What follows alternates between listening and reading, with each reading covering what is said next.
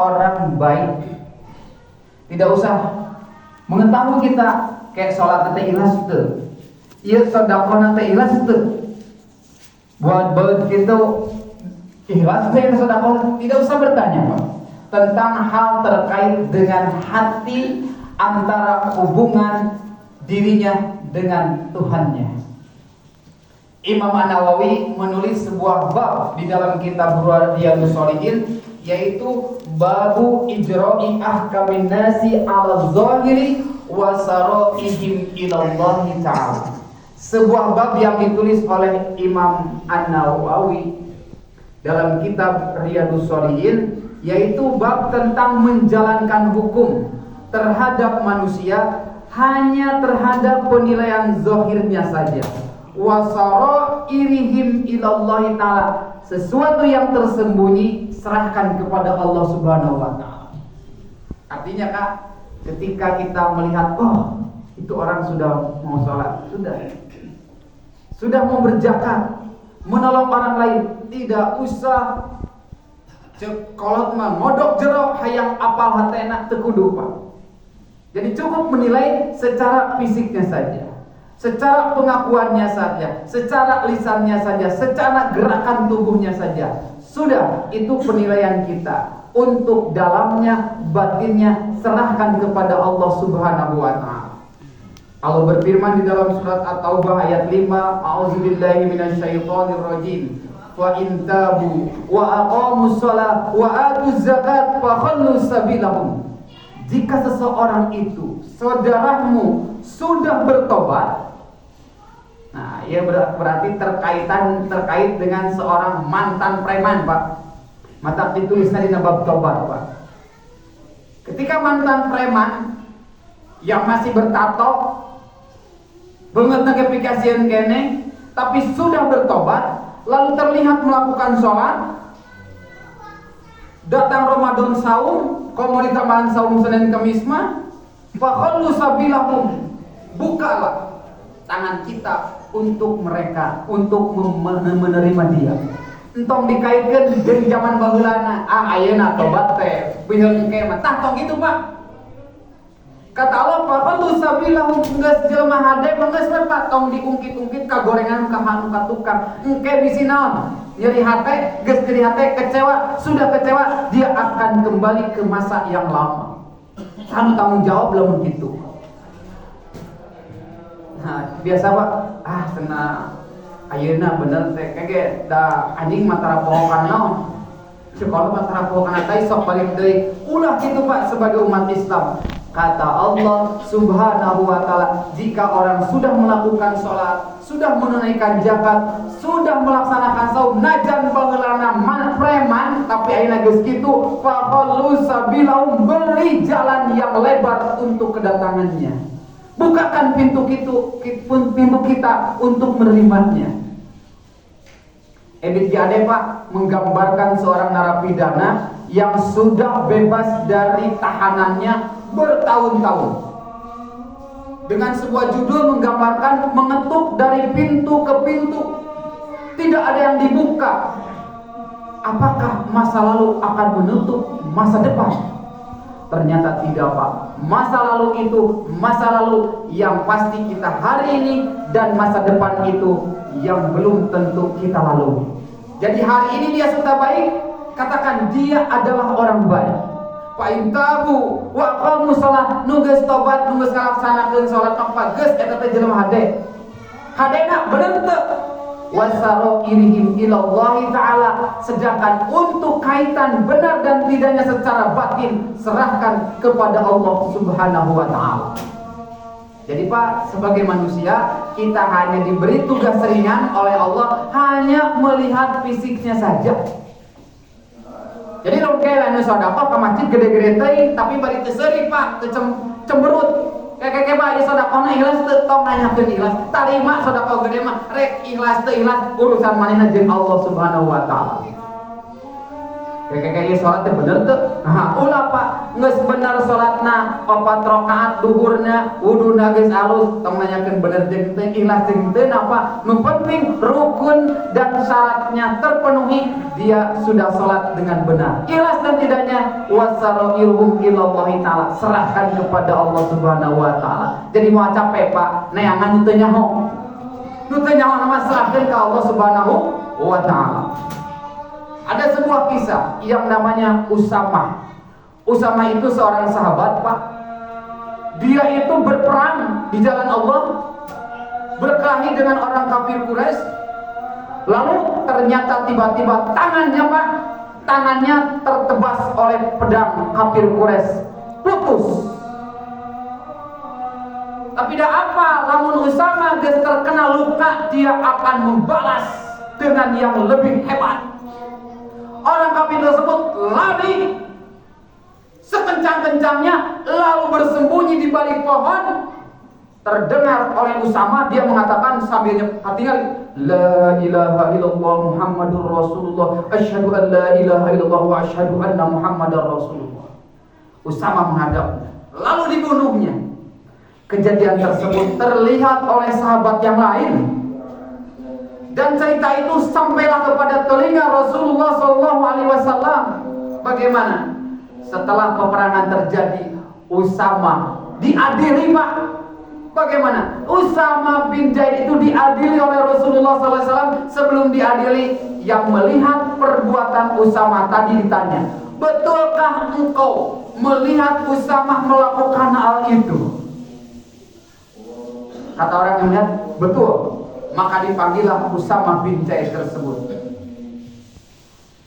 Hal fa'altu, apakah engkau mengerjakan yang saudaramu engkau katakan?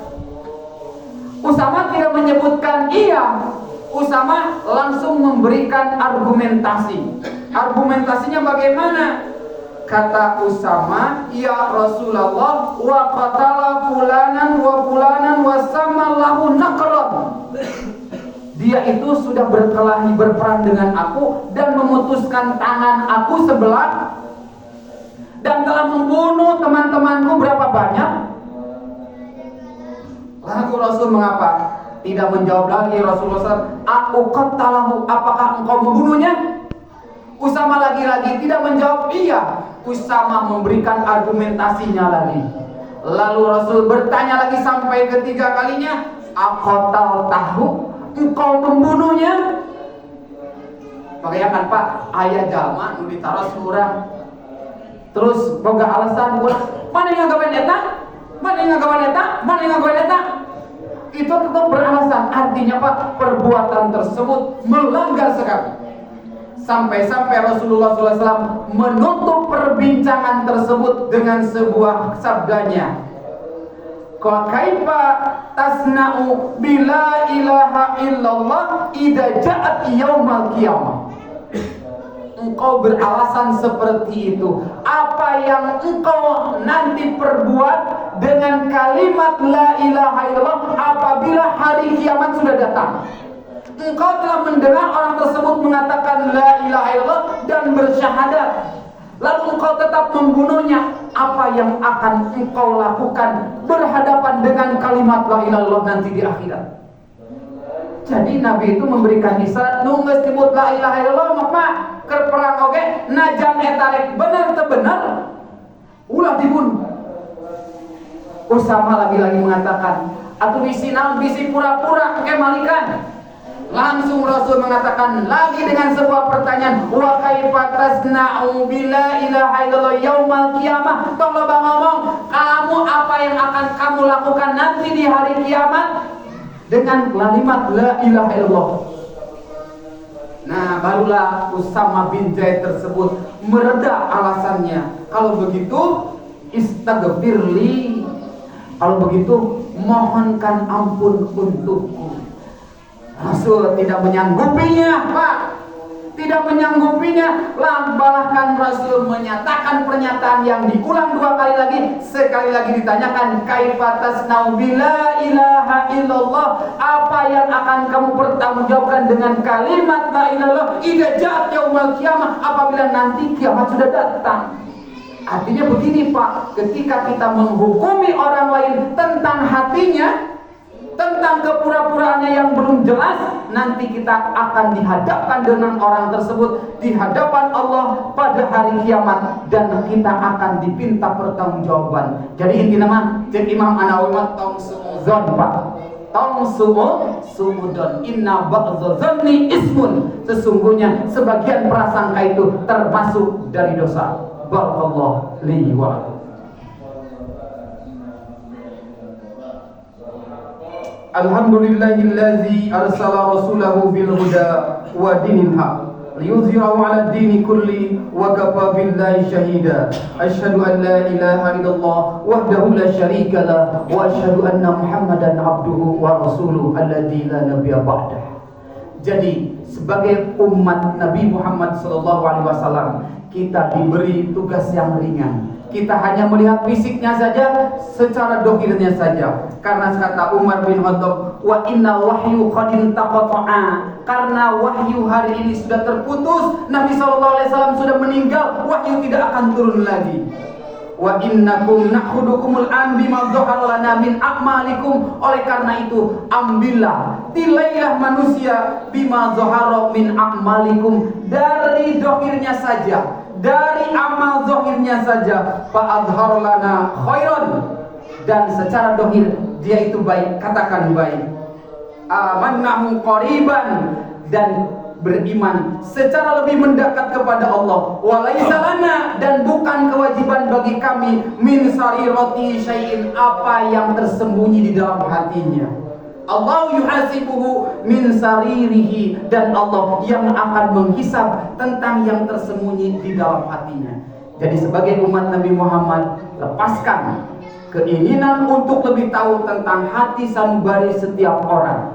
Jadi secara dalil ini kita tidak diberi prioritas, tidak diberi izin oleh Allah untuk melihat hati siapapun atau mengetahui sebenarnya apa yang dilakukan itu murni ataupun kepura-puraan. Itu tidak ada bagi kita kewajiban ke sana. Selagi orang tersebut secara dohir baik, katakan baik, tilai baik. Adapun kepura-puraannya, dia akan mempertanggungjawabkan dirinya di hadapan Allah. Adapun kita menilai orang lain pura-pura, itu sangat berat tanggung jawabnya. Sampai Nabi mengatakan 3 kali kepada Usama bin Zaid, kaifa tasna'u bila ilaha illallah idza ja'at yaumul qiyamah. Kalau kamu mengklaim orang lain berpura-pura, apa yang kamu pertanggungjawabkan tentang la ilaha illallah yang diucapkan oleh orang tersebut pada hari kiamat? Subhanallah Pak, keterangan dari Nabi SAW yang dikutip oleh Imam An-Nawawi dalam kitab Riyadhus Shalihin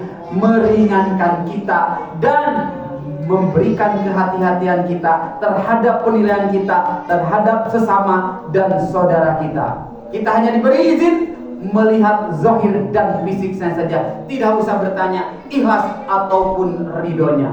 Mudah-mudahan kita semua termasuk orang-orang yang memiliki nilai secara batin dan secara dohir. Dohir dan batin sama seimbang. Dohirnya baik, batinnya juga baik. Rabbana la tuzigh qulubana ba'da idh hadaitana wa hab lana min ladunka rahmah innaka antal wahhab. Aqulu qali hadza wa astaghfirullah wa lakum. Assalamualaikum warahmatullahi wabarakatuh.